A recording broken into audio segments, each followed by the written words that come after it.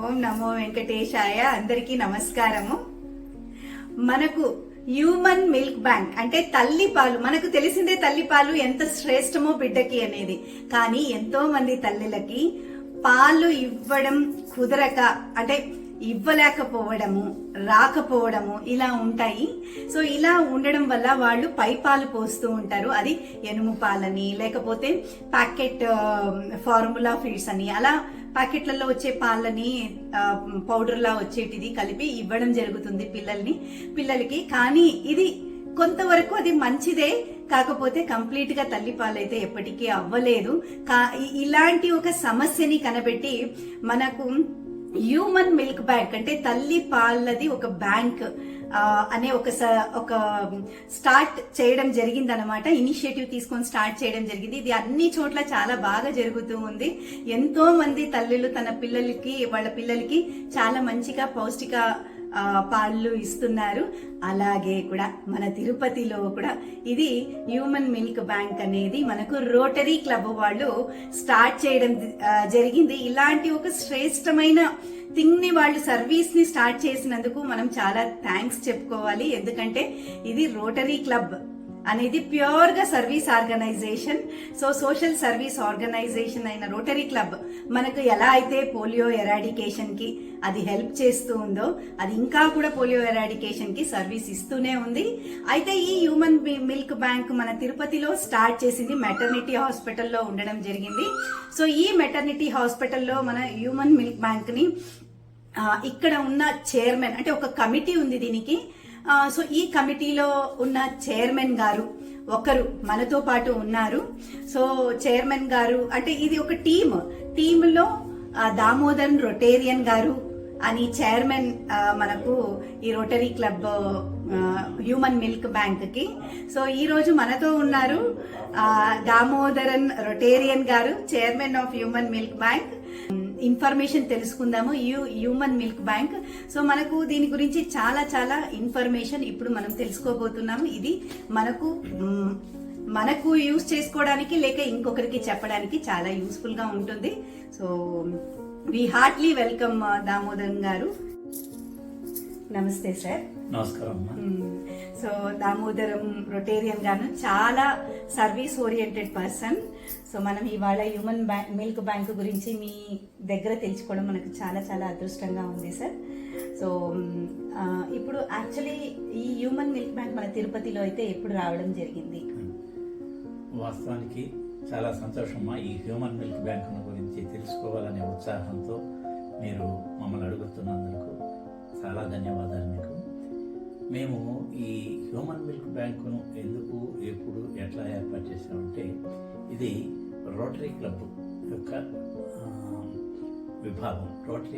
Tirupati rotary club ద్వారా దీన్ని maternity హాస్పిటల్లో ఏర్పాటు చేయడం జరిగింది.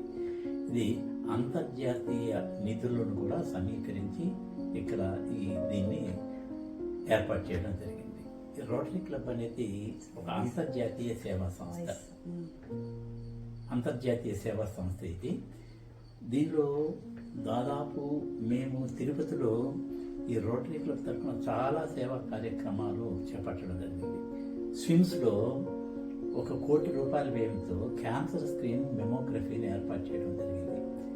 గోవిందధామం, మనకు కరోనాలో చాలా ఉపయోగపడినటువంటి యొక్క గోవిందధామాన్ని మిగతా ఇతర పార్ట్నర్స్తో కూడా కలిపి నిర్వహించడం జరుగుతుంది. సిప్యాప్ మిషన్ ఇక్కడ ఏర్పాటు చేయడం జరిగింది మన రూయ హాస్పిటల్లో. ఇప్పుడు అనేక సేవా కార్యక్రమాల్లో భాగంగా ఈ మెటర్నిటీ హాస్పిటల్లో ఈ హ్యూమన్ మిల్క్ బ్యాంక్ తల్లిపాల నిధి అనే దాన్ని రోటరీ క్లబ్ తరఫున ఏర్పాటు చేసినాము. ఇది ప్రస్తుతానికి ఏప్రిల్ 3వ తారీఖున ఇక్కడ ఏర్పాటు చేయబడింది. 3 మాసాలైంది. ఇది 4వ మాసం గడుస్తుంది. Great sir, great sir. చూడండి, మనకు రోటరీ క్లబ్ అనేది మనకు కోవిడ్ కాదు, అంటే ఆ టైంలో ఎంత నీడ్ ఇనిషియేటివ్ తీసుకొని it is purely social organisation అని చెప్పాను. సో అలాగే కూడా హ్యూమన్ మిల్క్ బ్యాంక్ కూడా అది సేవలు అందిస్తూ ఉంది. సో ఇప్పటికీ 3 months అయింది అది స్టార్ట్ అయ్యి. So actually human milk bank అంటే ఏంటి సార్? చాలా మందికి అంటే బ్లడ్ బ్యాంక్ గురించి వినుంటారే కానీ హ్యూమన్ మిల్క్ బ్యాంక్ అంటే తెలియదు చాలా మందికి. హ్యూమన్ మిల్క్ బ్యాంకా అని ప్రశ్నిస్తూ ఉంటారు. బ్లడ్ బ్యాంకులు ఎట్లయితే రక్తాన్ని సేకరించి దాన్ని భద్రపరిచి అవసరమైన వారికి ఇస్తారో, హ్యూమన్ మిల్క్ బ్యాంక్ కూడా ఆరోగ్యకరమైన తల్లుల దగ్గర నుంచి తమ బిడ్డలకు ఇవ్వగా మిగిలిన పాలను సేకరించి దానిని భద్రపరిచి మళ్ళా తిరిగి అవసరమైన పిల్లలకు అన్ని ఆరోగ్యకరమైన పరిస్థితులను చూసి వాళ్ళకు ఇవ్వడం అనేది జరుగుతుంది. అలా ఈ ప్రాసెస్ అన్నిటినీ కేంద్రీకరింపబడిన స్థలాన్ని మనం బ్లడ్ బ్యాంక్ అని చెప్పేసి హ్యూమన్ మిల్క్ బ్యాంక్ అని చెప్పేసి అంటాం. Really very nice. అయితే ఈ హ్యూమన్ మిల్క్ బ్యాంక్ అనేది ఎటువంటి వాళ్లకు మనము పాలు సేకరించడం ఎవరి చోట నుంచి, ఇవ్వడం ఎవరి చోట నుంచి, దీని స్టోర్ ఎక్కడ? వాస్తవానికి ఈ హ్యూమన్ మిల్క్ బ్యాంక్ అనేది అసలు ఏంటి, ఈ హ్యూమన్ మిల్క్ బ్యాంక్ అనేది మనం తెలుసుకున్నాం. దాని యొక్క అవసరం ఏముంది, నీడ్ ఏముంది అనేది ఒక మారు మనం పరిశీలించినట్లయితే, చాలామంది పిల్లలు ఈ తల్లిపాలకు దూరం అవుతున్నారు అనేది ఈ సర్వేలో మనకు తేలిన అంశం. మన దేశంలో చాలా తక్కువ స్థాయిలో ఉన్న ఈ హ్యూమన్ మిల్క్ బ్యాంక్స్ దాదాపు 90 దాకా ఉండొచ్చు అని చెప్పేసి ఒక అంచనా. మన రాష్ట్రంలో ముఖ్యంగా కాకినాడలో ఒక హ్యూమన్ మిల్క్ బ్యాంకు ఏర్పాటు చేశారు. చాలా తక్కువ సామర్థ్యం కలిగింది. అయితే ఎక్కువ సామర్థ్యం కలిగిన అనలైజర్తో కూడిన మొట్టమొదటి తల్లిపాలనిది హ్యూమన్ మిల్క్ బ్యాంకు మన తిరుపతిలోనే ఏర్పాటు చేయబడింది రోటరీ క్లబ్ చేత. మరి దీని యొక్క ఆవశ్యకత ఏంటంటే, మనము నెలలు తక్కువగా పుట్టిన బిడ్డలకు పాలు అవసరం వస్తాయి. తల్లి పాలు వాళ్ళ దగ్గర ఉండవు, మన అందుబాటులోకి రావు. అలాంటి బిడ్డలకు, చాలా బలహీనంగా ఉన్న పిల్లలకు, అలాగనే తల్లులకు దూరమైన పిల్లలకు, ఇలాంటి వాళ్ళకందరికీ కూడా ఈ తల్లిపాలు అవసరం. అలాగనే కవలలు పుడతారు. తల్లి దగ్గర ఒకరికి సరిపోయే పాలు ఉండొచ్చు, ఇద్దరికి సరిపడేంత పాలు ఉండకపోవచ్చు. అలాంటి వాళ్ళకి పాలు అవసరం ఉంటుంది. అలాగనే కొంతమంది సిజేరియన్ ఆపరేషన్ అలాంటివి చేసినప్పుడు ఆ తల్లులు కరెక్ట్ పొజిషన్లో ఉండి బిడ్డలకు పాలు ఇవ్వగలిగిన పరిస్థితులు రావడానికి 1-2 రోజులు పడుతుంది. అలాంటి పరిస్థితుల్లో కూడా ఆ బిడ్డలకు పాలు ఇవ్వడానికి చాలా ముఖ్యమైన అంశంగా ఇది ఉంటుంది. ఈ మధ్యనే చూస్తున్నాం మనం, పిల్లల్ని ఎక్కడంటే అక్కడ ప్రసవించి వదిలేసి వెళ్ళడం కూడా చూస్తున్నాం. అలాంటి బిడ్డలను కాపాడాలంటే పోతపాలు కంటే కూడా తల్లిపాలు ఇస్తే వాళ్ళ సంరక్షణ సులభంగా ఉంటుంది. అలాంటి బిడ్డలకు కూడా ఈ పాలు ఇవ్వాల్సిన అవసరం ఉంది. వీటన్నిటిని దృష్టిలో పెట్టుకుని మనం ఈ హ్యూమన్ మిల్క్ బ్యాంకును ఏర్పాటు చేయడం జరిగింది. సో అయితే ఇలాగే కూడా పిల్లల్ని కూడా అడాప్ట్ చేసుకొని ఉంటారు. తల్లిదండ్రులు వదిలేసిపోయిన పిల్లల్ని, కొంత చిన్న పిల్లల్ని మనం ఎక్కువగా గవర్నమెంట్ హాస్పిటల్లో ఇలా చూస్తూ ఉంటాం. సో వాళ్ళని వేరే వాళ్ళు అడాప్ట్ చేసుకొని తీసుకెళ్లిన వాళ్ళకి కూడా ఈ మదర్స్ మిల్క్ బ్యాంక్ అనేది యూస్ఫుల్ అవుతుంది. బయట వాళ్ళకి కాకుండా హాస్పిటల్లో ఉన్నంత మేరకు వాళ్ళకు ఈ తల్లిపాలు అందివ్వడం జరుగుతుంది. ఓకే. సో అయితే ఈ తల్లి పాలని ఒకవేళ తీసుకురావాలి, స్టోరేజ్ ఇవన్నీ ఎలా ఉంటుంది? అసలు ఈ తల్లిపాలను ఎవరి దగ్గర నుంచి స్వీకరిస్తామనేసి అంటే, ఆరోగ్యకరమైన తల్లిల దగ్గర నుంచి స్వీకరిస్తాం మొట్టమొదటిగా. తర్వాత ఏ ఆరోగ్యకరమైన తల్లి అయినా ఈ పాలు ఇవ్వచ్చు. వాళ్ళు పాలు ఇవ్వకముందు కొన్ని పరీక్షలు చేస్తాం. స్క్రీనింగ్ టెస్ట్ లాగా HIV, హెపటైటిస్ B ఇలాంటివి కొన్ని పరీక్షలు చేస్తారని నిర్ధారణ చేసుకుంటారు. ఈ పరీక్షలు వాస్తవానికి వాళ్ళ ప్రసవానికి ముందు చేస్తుంటారు. దాన్ని ఆధారంగా చేసుకుని ఆ పరీక్షల విలువ 6 మాసాల పాటు ఉంటుంది. ఈ 6 మాసాల లోపల వచ్చే తల్లులకు మళ్ళా ప్రత్యేకించి పరీక్షలు ఇచ్చేవాళ్ళు కూడా ఇంచుమించు ఈ 6 మాసాల లోపలనే ముందుకు వస్తూ ఉంటారు. అందువల్ల ఆ తల్లులకు ఈ పరీక్షలు జరిపిన తర్వాత ఆ పాలను వాళ్ళ దగ్గర నుంచి సేకరించడం జరుగుతుంది. అయితే ఓన్లీ హెచ్ఐవి అండ్ హెచ్పిఎస్ఏజీ అంతే చూస్తామా, లేకపోతే ఇంకా మిగతా మామూలుగా ప్రపంచవ్యాప్తంగా హ్యూమన్ మిల్క్ బ్యాంకులు తల్లుల దగ్గర నుంచి ఎలాంటి పరీక్షలు నిర్వహించాలో అలాంటి స్టాండర్డైజ్డ్ ప్రొసీజర్ ప్రకారం చేయడం చేయడం జరుగుతుంది. జరుగుతుంది. ఓకే. సో ఒక్కసారి వాళ్ళు స్క్రీనింగ్ టెస్ట్లో ఓకే అయిన తర్వాత సో వాళ్లకు ఎటువంటి గైడెన్స్ ఇవ్వడం జరుగుతుంది? ఇది చాలా ముఖ్యమ్మా. చాలా మందికి ఒక అపోహ ఉంటుంది. ఎందుకంటే పాలు నా బిడ్డకే సరిపోతాయి, మళ్ళీ నేను ఎక్కడి నుంచి దాన్ని ఇచ్చేది అనేటువంటి ఒక అపోహ ఉంటుంది. కొంతమంది నా బిడ్డకు నా పాలే సరిపోవడం లేదు, మళ్ళీ నేను ఎక్కడి నుంచి పాలు ఇచ్చేది అనేసి. కరెక్ట్. కానీ ప్రకృతి వరం ఏమిటంటే తల్లిపాలు అనేది బిడ్డకు మొట్టమొదటి వ్యాక్సిన్. అలాంటి తల్లిపాలు ప్రతి తల్లి దగ్గర ప్రకృతి రీత్యా బిడ్డకు సరిపోయే అంత పాలు ఇవ్వగలిగిన సామర్థ్యం ప్రతి తల్లి దగ్గర ఉంటుంది. ఆ తల్లులకు ఆ అపోహ వల్ల దాన్ని గుర్తించలేకపోతున్నారు. వాళ్ళు బిడ్డ పుట్టిన ఒక గంటలోపే ఆ బిడ్డకు స్తన్యాన్ని అందించి తప్పనిసరిగా ఆ బిడ్డకు ఆ అలవాటు చేయాలి.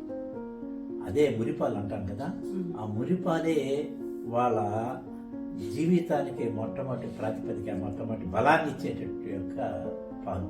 అదే కొలెస్ట్రాల్ అని ఇది. ఆ పాలను తప్పనిసరిగా తల్లులు ఆ బిడ్డలకు పట్టించాలి. అది మాత్రం ఎట్టి పరిస్థితుల్లోనూ దూరం చేసుకోకూడదు. తర్వాత ఈ తల్లిపాలు కాకుండా మిగతా వేరే పాలు ఇవ్వచ్చా ఎట్లా ఏమనేసి అంటే చాలామంది ఫార్ములా పాలు ఇస్తున్నారు. కానీ తల్లిపాలులో ఉన్నటువంటి శక్తి సామర్థ్యాలు మిగతా ఏ పాలల్లోనూ ఉండవు. తల్లిపాలు అమృతం లాంటిది బిడ్డలకు. దానికి మించి శక్తి ఇచ్చేటటువంటి యొక్క పాలు ఏ పాలలో ఉండవు. మిగతా పాలు తాగే దానివల్ల బిడ్డలకు శారీరకమైన ఎదుగుదల ఉంటుంది, కానీ మానసికమైన ఎదుగుదల, మెదడు పెరగాలంటే అది కేవలం ఒక తల్లిపాల యొక్క విశిష్టత వల్లే బిడ్డలకు మెదడు అనేది పరిణితి చెందుతుంది. అందువల్లనే తల్లులను ఎక్కువగా మేము కోరుకునేది ఏంటంటే దయచేసి తప్పనిసరిగా మీ బిడ్డలకు మీ పాలు ఇవ్వండి. మీ బిడ్డలకై మిగిలిన పాలను రోటరీ హ్యూమన్ మిల్క్ బ్యాంకుకు దానం చేయండి.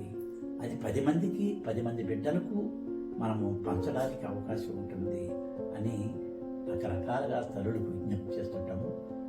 చదువుకున్న వాళ్ళు ఇప్పుడు దీనిపైన అవగాహన ఉన్నవాళ్ళు చాలామంది ముందుకు వస్తున్నారు. కొంతమందికి పాలు ఇవ్వకపోతే రొమ్ముల్లో గడ్డలు కట్టేసి జ్వరం వచ్చేటటువంటి అవకాశాలు ఉంటాయి. అలాంటి తల్లులు తప్పనిసరిగా వచ్చి పాలు ఇస్తున్నారు. కొంతమంది తల్లులు పాపము బిడ్డలు దూరం అయిపోతారు, ఏ కారణం వల్ల తెలీదు. అలాంటి బిడ్డలు దూరం అయిపోయిన తల్లులు వాళ్ళ పాలను తప్పనిసరిగా వినియోగించాలంటే మనం రోటరీ హ్యూమన్ మిల్క్ బ్యాంక్ చాలా చక్కగా ఉపయోగపడుతుంది. వాళ్ళు వచ్చి ఈ మిల్క్ బ్యాంకులో మిల్క్ ఇవ్వచ్చు. ఇలాగా తల్లులు కొంతమందికి హార్మోన్ ఎఫెక్ట్స్ వల్ల చాలా పాలు ఉత్పత్తి అవుతాయి. మీకు ఒక ఉదాహరణ చెప్తాను. తిరుపతిలో చైతన్య అనే ఒక మాతృమూర్తి గత మాసం నుంచి నిన్నటి వరకు 10.13 లీటర్ల పాలు దానం చేసింది.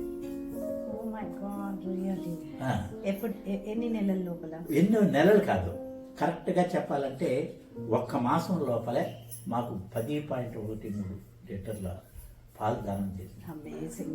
అలాగనే సుప్రజ అనే ఒక మాతృమూర్తి ఆమె ఇచ్చింది 10 రోజులే. 10 నుంచి 12 రోజుల్లో 4.45 లీటర్ల పాలను దానం చేయడం జరిగింది. వాళ్ళకు ఆ మాతృమూర్తులకు మనం నిజంగా మనం అభినందన తెలియజేయాలి. అలాంటి మాతృమూర్తులు చాలా మంది ఉన్నారు.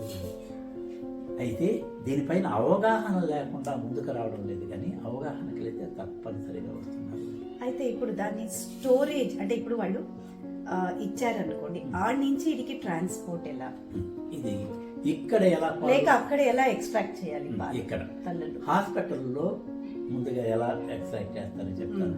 ఆ తర్వాత బయట నుంచి ఎలా పాలు సేకరించాలని చెప్తాను. హాస్పిటల్లో ఉన్న తల్లులు ఏం చేస్తారంటే చాలామంది దీనిపైన అవగాహన ఉన్నవాళ్ళు నేరుగా అక్కడే మిల్క్ బ్యాంక్ ఉంది కాబట్టి అక్కడికే వచ్చి పాలు ఇవ్వడం జరుగుతుంది. ఈ పాలు ఎలా ఇస్తారంటే బ్రెస్ట్ పంపులు అని చెప్పేసి ఉంటాయి. హాస్పిటల్ బ్రెస్ట్ పంపులు అని చెప్పేసి ఆ బ్రెస్ట్ పంపుల ద్వారా సునాయాసంగా వాళ్ళు పాలు ఇవ్వగలగడానికి అవకాశం ఉంది. అందులో 2 రొమ్ముల నుంచి ఒకేసారి ఇస్తే ఎక్కువ పాలు వాళ్ళ దగ్గర. ఇలా తల్లులు చాలా మంది అవగాహనతో పాలు ఇవ్వడానికి ముందుకు రావడం చాలా సంతోషించదగిన విషయం. హాస్పిటల్లో కూడా కౌన్సిలర్స్ అనేది సపరేట్ ఉంటారు. వాళ్ళు తల్లులకు అవగాహన కల్పిస్తారు. అవగాహన కల్పించినప్పుడు ఆ తల్లులు కూడా స్వయంగా వచ్చి ఇక్కడ పాలు దానం చేయడం జరుగుతుంది.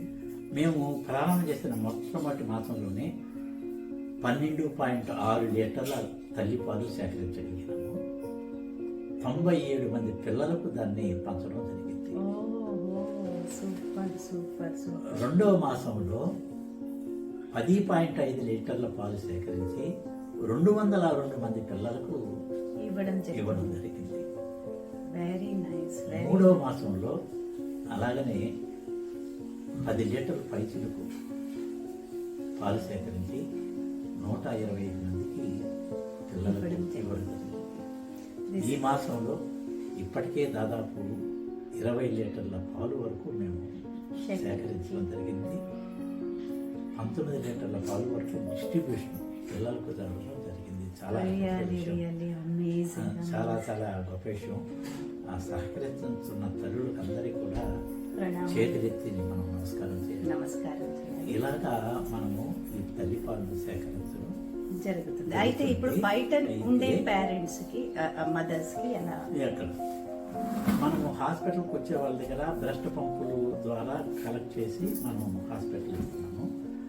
బయట వాళ్ళ ద్వారా బయట ఎవరైనా సరే పాలు దానం చేయాలని అనుకుంటే మొట్టమొదటిసారి ఒకసారి హాస్పిటల్కి వచ్చి వాళ్ళ హిస్టరీ షీట్, ఆరోగ్యకరమైన పద్ధతులు అవన్నీ కూడా పరీక్షలు ఉంటాయి కదా, ఆ పరీక్షలకు సంబంధించిన అన్ని పేపర్లు ఇక్కడ సబ్మిట్ చేస్తే మేము వాటిని చూసి నోట్ చేసుకొని ఇక్కడ ఒక అవగాహన కల్పిస్తాం. ఎట్లా మిల్క్ తీసుకోవాలా, ఏమిటి, ఎలాగా, ఎలా క్లీన్ చేసుకోవాలా, ఇవన్నీ కల్పిస్తే ఆ తర్వాత చాలామంది ఇప్పుడు మాకు ఇస్తున్న ఇద్దరు కూడా ఇక్కడ లోకల్గా దొరికే బ్రెస్ట్ పంపులను తీసుకొచ్చి ఇంటి దగ్గర ఆ బ్రెస్ట్ పంపుల ద్వారానే వాళ్ళు మిల్క్ కలెక్ట్ చేసి తీసుకొచ్చి మాకు చెప్తారనమాట. ఈరోజు మిల్క్ రెడీగా ఉన్నాయంటే రోటరీ సంస్థ వాలంటరీగా మేమే వెళ్ళి ఆ పాలను కలెక్ట్ చేసి తిరిగి ఈ బ్యాంకుకు చేర్చడం జరుగుతుంది.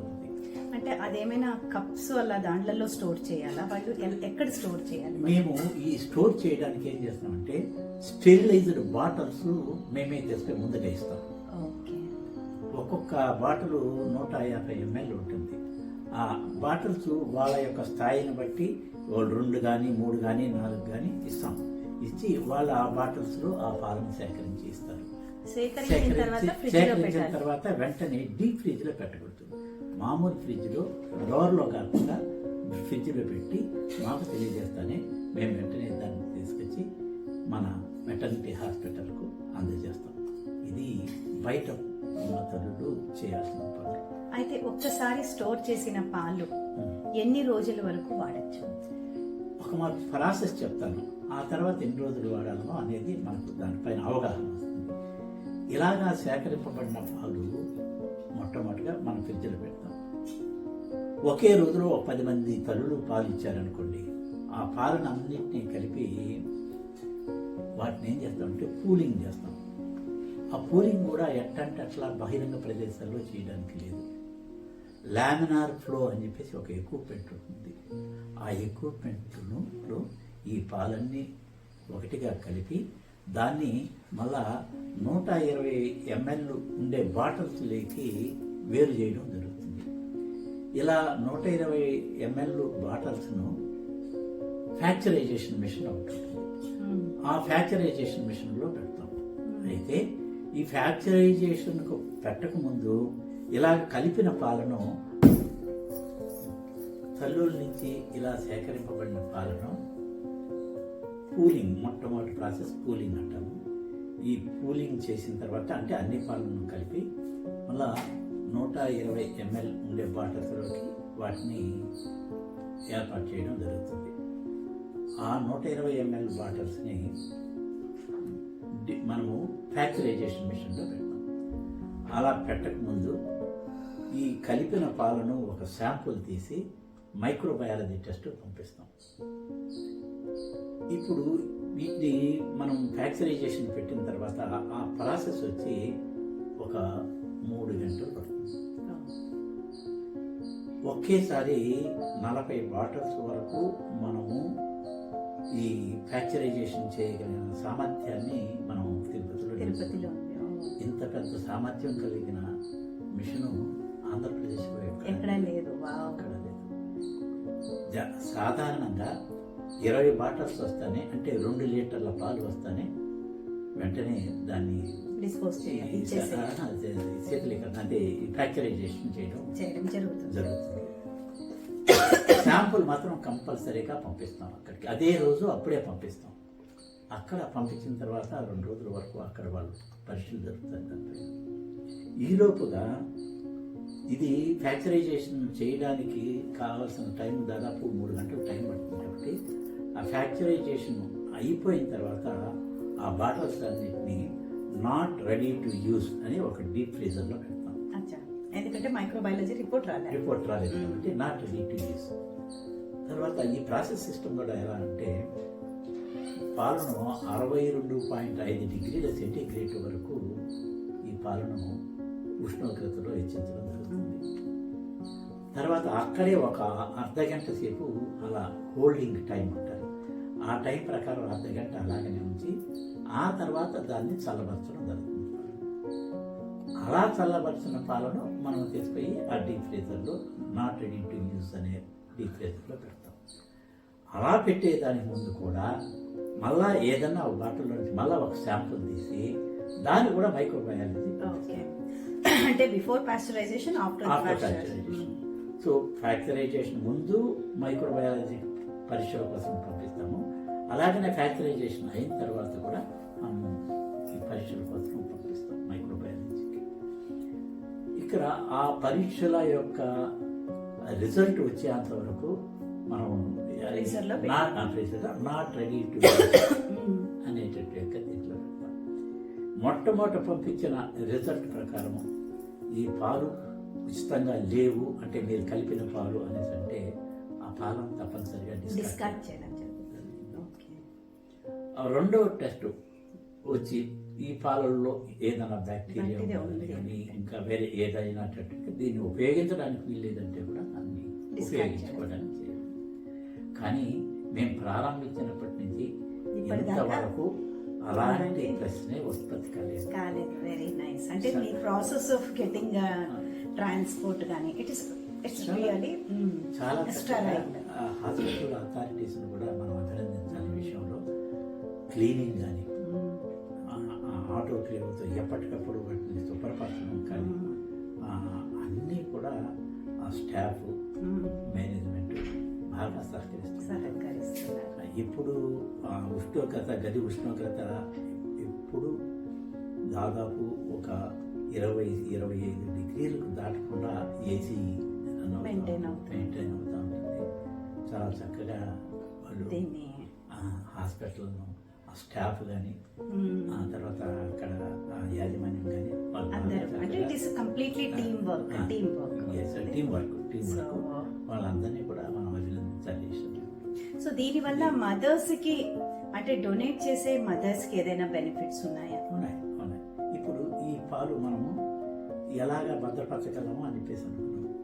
మరి ఎవరైనా వచ్చి అడిగితే ఆ పాలు ఎట్లా ఇస్తాము అనేసి అంటే వాస్తవానికి ఈ మైక్రోబయాలజీ టెస్టులు మనకు అనుకూలంగా వస్తే అప్పుడు ఏం చేస్తామంటే ఈ నాట్ రెడీ టు యూజ్ అనే డీప్ ఫ్రీజర్లో నుంచి ఇంకొక డీప్ ఫ్రీజర్లో రెడీ టు యూజ్ అని రాసి అంటే that is called screened milk. ఇప్పుడు ఈ రిజల్ట్ రాకముందు దీని అన్స్క్రీన్డ్ మిల్క్ అంటాము, అది స్క్రీన్డ్ మిల్క్. ఆ స్క్రీన్డ్ మిల్క్ ను మనము అడిగిన పిల్లలకు ఇవ్వాల్సి వస్తుంది. అయితే డాక్టర్ల దగ్గర నుంచి రిక్విజేషన్స్ వస్తాయి వాళ్ళకు, స్టాఫ్ దానికి ఒక సపరేట్ గా ఒక ఫోన్ నంబర్ ఇచ్చినాం. ఏ వార్డ్ నుంచి అయినా సరే వాళ్ళు అక్కడ ఉండే బిడ్డలకు పాలు కావాలంటే ఆ ఫోన్ నంబర్ కు ఫోన్ చేస్తే స్టాఫ్ అక్కడ అందుబాటులో వచ్చి, ఎందువల్లంటే ఒకవేళ వాళ్ళు అందుబాటులో లేకపోయినా కూడా వచ్చి ఆ పాలను వార్మర్ అని చెప్పేసి ఒక ఎక్విప్మెంట్ ఉంటుంది. ఆ వార్మర్ ఎక్విప్మెంట్ లో గది ఉష్ణోగ్రతకు తీసుకొస్తారు ఆ పాలు. ఎందువల్లంటే 20 డిగ్రీలు మైనస్ 20 డిగ్రీల వరకు ఇది ఉంది కదా, దాంట్లో గడ్డగట్టిపోయింది. కాబట్టి ఆ పాలను తీసుకొచ్చి ఈ వార్మర్ ఎక్విప్మెంట్ లో పెట్టి గది ఉష్ణోగ్రతకి తీసుకొచ్చిన తర్వాత అప్పుడు పిల్లలకు ఆ పాలు జరుగుతుంది. అది కూడా ఇంకొక జాగ్రత్త ఏంటంటే, ఆ పిల్లలు పాలు కావాల్సిన వాళ్ళు చిన్న చిన్న పాత్రలు తీసుకొచ్చుకుంటారు. ఆ పాత్రలను కూడా స్టెరిలైజ్ చేస్తాం. వాళ్ళు తెచ్చిన పాత్రలు కూడా స్టెరిలైజ్ చేసిన తర్వాతనే ఆ డబ్బాలలో కానీ ఆ చిన్న చిన్న పాల వాటికి కానీ ఈ పాలను మార్చడం జరుగుతుంది. ఈ పాలను అంతే తప్పితే ఇది చాలా చాలా సోఫిస్టికేటెడ్ గా, అంటే చాలా స్టెరైల్ చాలా ఎంత జాగ్రత్త తీసుకోవాలో అంత జాగ్రత్తలు. ఈ తల్లి పాలు కాబట్టి వైట్ గోల్డ్, ఈ తల్లి పాలను అంత సులభంగా మనము చూసుకుంటున్నది ఇది కాదు. తప్పనిసరిగా దాన్ని మనం, అది అమృతం. ఆ అమృతాన్ని బిడ్డలకు అందించాలా అనే ప్రాసెస్లో మనము చాలా జాగ్రత్త తీసుకొని అందించడం జరుగుతుంది. గ్రేట్. అయితే ఇప్పుడు అందించే వాళ్ళ దగ్గర నుంచి డబ్బులు ఏమైనా కలెక్ట్ చేస్తామా, లేక డోనర్స్ ఏమైనా డొనేట్ చేసినందుకు బెనిఫిట్స్ ఇస్తామా? ఇవి చాలా ముఖ్యంగా తెలుసుకోవాల్సిన విషయం. తల్లిపాలు ఇప్పుడు బ్లడ్ బ్యాంకులు ఎట్లా అంటే, బ్లడ్ డొనేట్ చేస్తే దానికి వాళ్ళు వచ్చి కొన్ని డబ్బులు కలెక్ట్ చేసుకుంటారు. అలాగనే బ్లడ్ ఇచ్చేదానికి కూడా డబ్బులు కలెక్ట్ చేస్తారు. కానీ తల్లిపాల బ్యాంకులో, మదర్ మిల్క్ బ్యాంకులో, హ్యూమన్ మిల్క్ బ్యాంకులో ఎట్టి పరిస్థితుల్లోనూ దాత దగ్గర నుంచి దాతకు డబ్బులు ఇవ్వడం అంటూ ఉండదు. కేవలం స్వచ్ఛందంగా వాళ్ళ బిడ్డలకై మిగిలిన పాలను మాత్రమే ఇవ్వాలి, దానం చేయాలి. ఇది మొట్టమొదట. ముందుగా మీ బిడ్డకు పాలు ఇవ్వండి, మీ బిడ్డకై మిగిలిన పాలే ఇంకొక బిడ్డకు దానం చేయండి. ఈ పాలకు కుల, మత, వర్ణ, వర్గ భేదాలు ఏమీ లేవు. ఏ తల్లి ఇచ్చిన పాలనైనా ఏ బిడ్డకైనా పట్టచ్చు.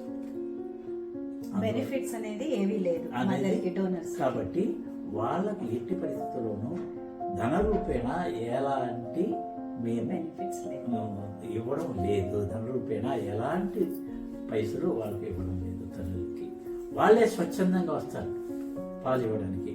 అది మాతృమూర్తుల్లో ఉన్న గొప్పతనం. అది కాబట్టి పాలు మనం స్వీకరించడం ఉచితంగానే స్వీకరిస్తున్నాము. అలాగనే పాలు అవసరం వచ్చిన వాళ్ళకి ఇవ్వడం కూడా వాళ్ళ దగ్గర నుంచి ఏమీ ఆశించకుండా ఈ పాలను వాళ్ళకు కావాల్సిన మేరకు డాక్టర్ సర్టిఫై చేసిన మేరకు పాలను ఉచితంగానే అందించడం జరుగుతుంది. తీసుకోవడము ఉచితమే, ఇవ్వడము ఉచితమే, రెండు ఉచితమే. అయితే ఈ మెయింటెనెన్స్ కి కావాల్సిన చార్జెస్ మరి రోటరీ ఆర్గనైజేషన్ ఇవ్వడం జరుగుతుందా, ఎలా, ఇది లేక గవర్నమెంట్ ఇవ్వడం జరుగుతుందా? ప్రస్తుతం ఇది ఈ ఎక్విప్మెంట్ పరికరాలంతా కూడా రోటరీ క్లబ్ వారి యొక్క ఆర్థిక సహాయం, అంతర్జాతీయ ఆర్థిక సహకారంతో ఇది అందివ్వడం జరిగింది. ఎక్విప్మెంట్ పూర్తిగా మేము కొంతకాలం పాటు దీని యొక్క బాగోగులు చూసుకుని ఆ తర్వాత దీన్ని పూర్తిగా హాస్పిటల్ యాజమాన్యానికి అందించేస్తాం. ఇప్పుడు హాస్పిటల్లో పెట్టినాం కాబట్టి, అంటే మెటర్నిటీ హాస్పిటల్లో వాళ్ళు 2 గదులు ఇచ్చారు కాబట్టి పూర్తిగా దీని నిర్వహణ బాధ్యతలు మాత్రం వాళ్ళే తీసుకున్నారు. నిర్వహణ వాళ్ళది. దీనికి కావాల్సిన ఆ ఎక్విప్మెంట్ సమకూర్చడం వరకు బాధ్యత మాది.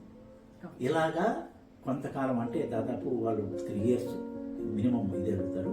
అది ఇచ్చేసిన తర్వాత పూర్తిగా వాళ్ళే బాధ్యత వహించాల్సి వస్తుంది దీన్ని మేనేజ్మెంట్. సో అయితే ఎక్విప్మెంట్స్ వరకు రోటరీ క్లబ్ ఇవ్వడం జరిగింది. సో సర్వీసెస్ వరకు వాళ్ళు చేపట్టాల్సి ఉంటుంది. సో 3 years తర్వాత కంప్లీట్ ఎక్విప్మెంట్ అండ్ అది కంప్లీట్ గా వాళ్ళే చూసుకోవడం జరుగుతుంది. ఇంకా అన్ని కూడా 3 years వరకు ఉండవు. కొన్ని వారంటీ 1 సంవత్సరం ఉంటాయి, కొన్ని 2 years ఉంటాయి, కొన్ని 3 years ఉంటాయి. బట్ ఫ్యాక్టరైజేషన్ మిషన్ మటుకు 3 years వారంటీ ఉంది. ఆ వారంటీ ప్రకారం చేసుకోవచ్చు. Okay, very nice. సో ఇది ఇన్వెస్ట్మెంట్ కి ఎంత అవ్వచ్చు? ఈ ఇన్వెస్ట్మెంట్ కి యాక్చువల్గా మనము ఇప్పుడు మేము పెట్టింది 35 lakhs వరకు పెట్టాం. మాకు ఈ రోటరీ క్లబ్ అంతర్జాతీయ సంస్థ ఇప్పుడు 35 to 40 lakhs వరకు అవుతుంది. ఎక్విప్మెంట్ కాస్ట్ కాకుండా ఎక్విప్మెంట్ పెట్టడానికి ఆ రూములను సిద్ధం చేయడానికి కూడా ఎక్కువ ఖరీదు అవుతుంది. ఆ రూములను రెడీ చేయాలి కాబట్టి ఆ రూములు రెడీ చేయడానికి సుమారుగా ఖర్చు అవుతుంది. 35 నుంచి 40 లక్షల వరకు మనం పెట్టుకుంటే కెపాసిటీని అనుసరించి కూడా రేట్ వేరీ అవుతుంది. దీంట్లో అంటే మనం 20 బాటిల్స్ పెట్టుకున్నాం, 40 బాటిల్స్ వరకు పెట్టుకున్నాం. కొన్ని దానికంటే మిడిల్ ఉంటుంది, దానికంటే ఇంకా తక్కువ ఉంటాయి. మూడు స్థాయిలో ఉంటాయి ఆ మిషనరీ. కాబట్టి ఏం తగ్గినా కూడా పెద్ద ఎక్కువ తగ్గదు. కానీ రూమ్ మేనేజ్మెంట్ కాస్ట్ మాత్రం అన్నిటికీ ఒకటి. ఎందుకంటే అక్కడ మనకు మనం RO వాటర్ ప్లాంట్ పెట్టాల్సి వస్తుంది. మనం ఇప్పుడు RO వాటర్ ప్లాంట్ కూడా పెట్టినాం. ఓకే, రియలీ గ్రేట్ సర్వీస్ ఇది రోటరీ క్లబ్ ఇవ్వడము అండ్ మన తిరుపతిలో ఈ రోటరీ క్లబ్ ఉండడము, ఇలాంటి సర్వీస్ ఇవ్వడం ఎంతో మంది తల్లులకి వాళ్ళ బిడ్డలకి పాలు ఇవ్వడానికి అవకాశం ఇచ్చిన ఈ రోటరీ క్లబ్కి మరొకసారి ధన్యవాదాలు చెప్పుకుందాం. అయితే ఈ పాలని ఎన్ని నెలల వరకు స్టోర్ చేయొచ్చు? ఫ్యాక్చరైజ్ చేసి రెడీ టు యూజ్ అని పెట్టుకున్న పాలను 90 రోజుల వరకు అంటే 3 మాసాల వరకు నిరభ్యంతరంగా ఉపయోగించుకోవచ్చు. అలాగనే ఈ పాలు ఇచ్చే తల్లులకు ఏమి మీరు ఎంతవరకు ప్రశ్నించారు, తల్లులు ఈ పాలు ఇచ్చే దానివల్ల వాళ్ళకు ఏమి బెనిఫిట్స్ ఉన్నాయి? వాస్తవానికి ఎప్పుడైతే తల్లులు తమ పాలనల నుంచి పాలు ఇస్తారో వాళ్ళకు క్యాన్సర్ రాకుండా, బ్రెస్ట్ క్యాన్సర్ అనేది రాకుండా ఉండడానికి అవకాశం ఉంది. ముఖ్యమైన అంశం ఇది. వాళ్ళు బ్రెస్ట్ క్యాన్సర్ నుంచి వాళ్ళు దూరంగా వస్తుంది. రెండోది ప్రొలాక్టిన్ అనేటటువంటి ఒక రసాయనం హార్మోన్ విడుదలయ్యి వాళ్ళకు కుటుంబం అంటే వెంటనే గర్భం రాకుండా ఉండేదానికి తోడ్పడుతుంది. అది చాలా ముఖ్యమైన విషయం. మూడవది బిడ్డలకు తల్లులు ఎంతకాలం పాలు ఇవ్వగలిగితే ఋతుస్రావం అంతవరకు వాయిదా పడుతుంది. వాయిదా పడి తల్లులకు రక్తస్రావం జరగకుండా ఉంటుంది. అందువల్ల తల్లులు ప్రసవం తర్వాత కోలుకోవడానికి సామర్థ్యాలు వస్తాయి. ఇది చాలా ముఖ్యమైన విషయం. ఋతుస్రావము అంటే ఏమన్నా?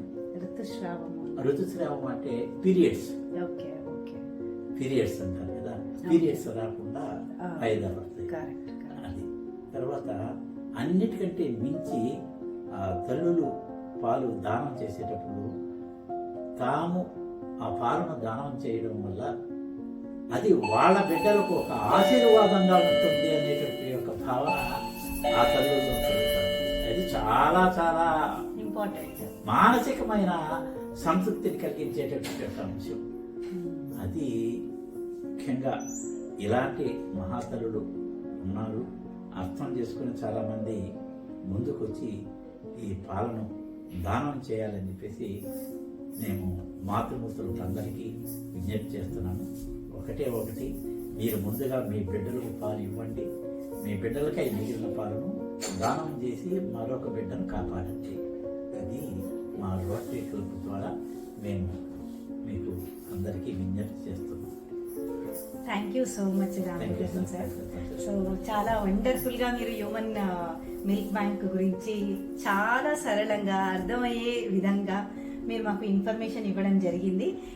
ఈ ఇన్ఫర్మేషన్ ద్వారా చాలా మంది తల్లులకు, చాలా మంది అఫ్ కోర్స్ ఎవ్రీవన్ అందరికీ కూడా ఈ ఇన్ఫర్మేషన్ యూస్ఫుల్గా అండ్ ఎంతో రకంగా హెల్ప్ఫుల్ అయ్యేలాగా మీరు ఇన్ఫర్మేషన్ ఇచ్చినందుకు మరొకసారి ఫోన్ నంబర్ చెప్తానమ్మా. ఈ మిల్క్ బ్యాంకు సందేహాలకు ఏదైనా కావాలంటే ఆ, ఈ ఫోన్ నంబర్లు వాస్తవానికి అక్కడ హాస్పిటల్లో మెటర్నిటీ హాస్పిటల్లో ఫోన్ నెంబర్ ఉంది.